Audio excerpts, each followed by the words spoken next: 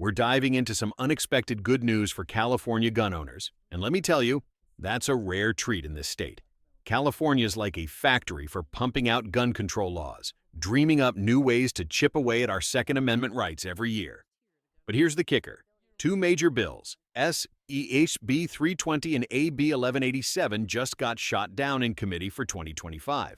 That's huge, in a place where the left's got a supermajority and the governor's pen is always ready to sign more restrictions. We're talking about bills that could have seriously messed with our freedoms, and now they're done for.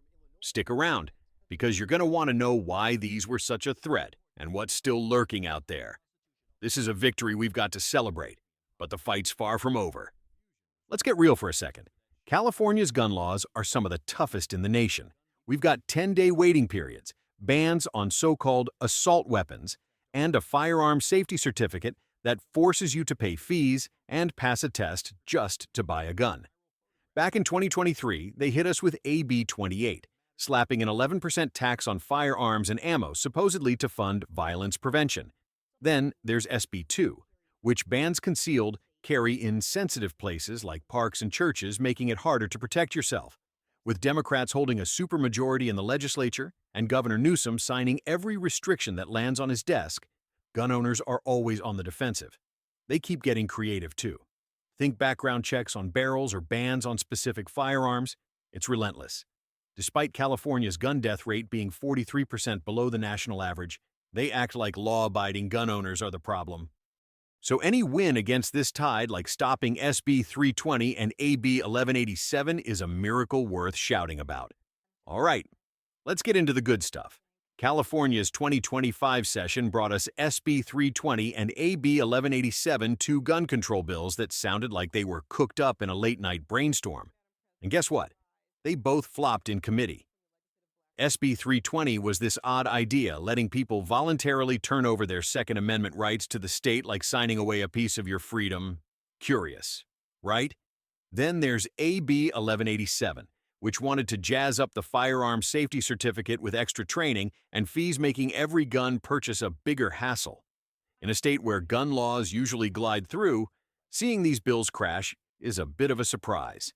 Hats off to groups like the California Rifle and Pistol Association and Gun Owners of California for working the halls of Sacramento to help pull this off. Want to know what made these bills tick and why their failure's a win? Keep watching. We're about to unpack the details and what it means for all of us. SB 320, the bill that tried to make giving up your gun rights as easy as signing a form. This one had a strange vibe, like the state was saying, hey, why not just hand over your Second Amendment protections? It proposed letting Californians voluntarily surrender their right to own firearms through a state-managed process, likely with some official paperwork to make it all nice and legal. Now, at first glance, you might think this only affects folks who choose to opt out. But dig deeper, and it's a lot more troubling. The idea was that someone could, in a moment of stress or weakness, sign away their constitutional rights permanently. No do-overs. No second chances. Once you're out for life. And that's a scary thought. Why is this a problem? Life's messy. People go through tough times, maybe a bad breakup, a mental health struggle, or even pressure from family or anti-gun groups. In that fog, someone might make a snap decision they regret later. But SB 320 wouldn't care about your change of heart. You'd be stripped of your rights forever, even if you're back on solid ground. And let's be real. The state doesn't exactly have a track record of making things easy to reverse. The bill's setup could trap vulnerable people into a choice they can't undo. That's not freedom, it's a setup. And beyond that, there's the bigger issue. Why is the government so eager to help you ditch a constitutional right? It's not like they're pushing programs to voluntarily give up free speech or voting. This feels like a slippery slope to normalizing the idea that rights are optional.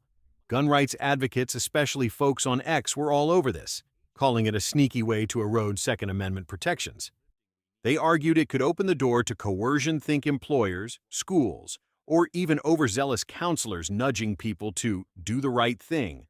The failure of SB 320 in committee was a massive win, not just for gun owners, but for anyone who believes rights should be ironclad. It sends a clear message. California can't just waltz in and make it easy to toss away your freedoms. Sure, It didn't directly hit every gun owner, but the principle here matters. Rights aren't something you should be able to sign away on a bad day, and thankfully, enough legislators saw through this to stop it cold. We dodged a bullet, but we've got to stay vigilant for the next round. Now let's shift gears and tackle AB 1187, the bill that tried to turn buying a gun into a wallet-draining obstacle course. This one was a real piece of work aiming to beef up California's already obnoxious Firearm Safety Certificate with what they called an enhanced version. Sounds fancy, right? It was anything but. The plan was to slap on 8 hours of mandatory training, including live fire exercises, all paid out of your own pocket. We're talking hundreds of dollars for classes, range fees, ammo, and maybe even travel, plus taking time off work. For a lot of folks, especially working-class Californians, that's not just a hassle, it's a deal-breaker. If you can't afford it, you can't buy a gun. Period. It's like putting a paywall on your constitutional rights. Let's break down the madness. California already requires a Firearm Safety Certificate, which means passing a test, handing over personal info, and paying a fee just to purchase a firearm. AB 1187 wanted to pile on top of that with this new training requirement claiming it's about safety. But here's the catch. How do you do live fire training if you don't already own a gun? You'd need to borrow one or rent one, assuming ranges even offer that, which many don't.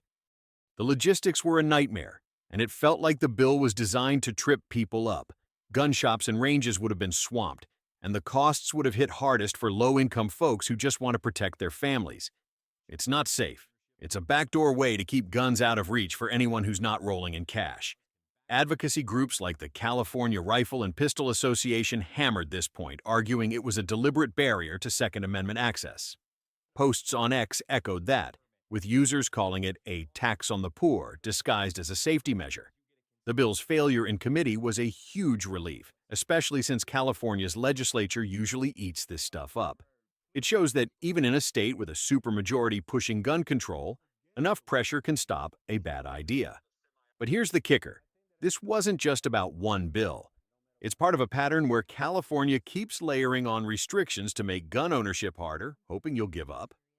The defeat of AB 1187 is a win for keeping the Second Amendment within reach, but we've got to keep our eyes peeled for what they try next. Stepping back, the collapse of SB 320 and AB 1187 feels like a rare breath of fresh air in California's suffocating gun control landscape. Victories like these are almost unheard of in a state where the legislature's supermajority churns out restrictions like clockwork. It proves that relentless advocacy from groups like the California Rifle and Pistol Association and Gun Owners of California can move the needle, even against steep odds. Their work in Sacramento, combined with grassroots efforts, shows that speaking up matters, yet the fight's far from over. Other 2025 bills like background checks on barrels or new firearm bans are still creeping forward, threatening our rights. California's gun death rate sits 43% below the national average, but lawmakers keep targeting law-abiding gun owners instead of actual criminals. These wins remind us that pressure works, calling legislators, joining advocacy groups, spreading the word. Staying engaged is crucial, because every victory chips away at the state's anti-gun agenda. Support the folks fighting for us, and let's keep pushing to protect our Second Amendment freedoms. As we savor this win, a quick note. California's legislature has a clever trick called gut and amend. They'll take a bill that's already passed committee, strip its original language, and insert new gun control measures to bypass the usual review process. While SB 320 and AB 1187 are off the table for now, this tactic could quietly bring back similar ideas. It's a classic Sacramento move, and we've seen it before. Staying alert is non-negotiable. Follow groups like the California Rifle and Pistol Association for real-time updates on these maneuvers. The legislative session's still rolling, and they're not above pulling fast ones to slip restrictions through. Keep your eyes open. We can't let our guard down yet. Time to wrap this up with a big sigh of relief. The downfall of SB 320 and AB 1187 is a serious win for California gun owners, stopping a bad precedent and a cash grab disguised as safety. I'm grateful for groups like the California Rifle and Pistol Association and Gun Owners of California, and for everyone who called their reps or spread the word. That effort paid off. If you're in California, consider joining those groups to keep the momentum going strong. We've still got other 2025 bills lurking like background checks on barrels, so we can't ease up. These victories show we can push back against Sacramento's anti-gun grind, but it takes all of us. I'll keep you posted on what's next, so stay tuned. For now, let's celebrate knocking these bills out and double down on protecting our Second Amendment rights. Thanks for watching, and let's keep fighting the good fight together.